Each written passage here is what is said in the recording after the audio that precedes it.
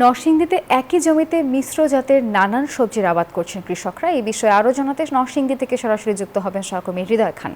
হৃদয়, জানাবেন সবজির আবাদ কেমন হচ্ছে?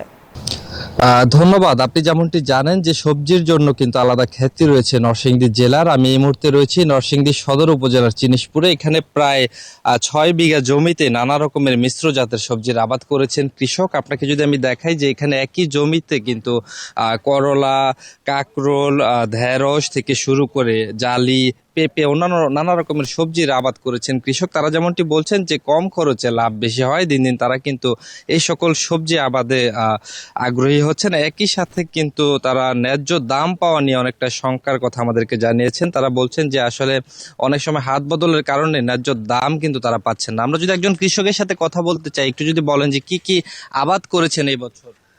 এখানে চাষ করেছি আপনার চিচিঙ্গা, পোলতা, পরে আছে কারপল আর কাঁকরোল নাই, পেঁপে আছে, করলা আছে, জালি আছে। দাম পাইতেছি ভালোই, যে 80 টাকা, 70 টাকা, 60 টাকার নিচে আছে না এখনো।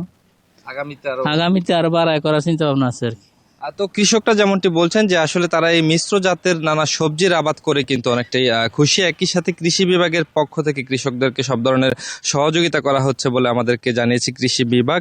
এবছর নরসিংদী জেলায় প্রায় 10,000 হেক্টর জমিতে কিন্তু নানা রকমের সবজির আবাদ করা হয়েছে। একই সাথে আপনাকে যদি আমি জানাই যে নরসিংদীতে উৎপাদিত সবজি প্রায় 50%-রও বেশি রপ্তানি হয়ে থাকে ঢাকা সহ আশেপাশের জেলাগুলোতে, যা স্থানীয় চাহিদা মিটিয়ে বিদেশেও কিন্তু রপ্তানি হয়ে থাকে। এবং নরসিংদী জেলার যে এই সবজির জন্য যে খ্যাতি রয়েছে সেটি কিন্তু এই কৃষকরা কিন্তু ধরে রাখার চেষ্টা করছেন। এই ছিল নরসিংদী থেকে আমার কাছে সর্বশেষ। ফিরে যাব স্টুডিওতে।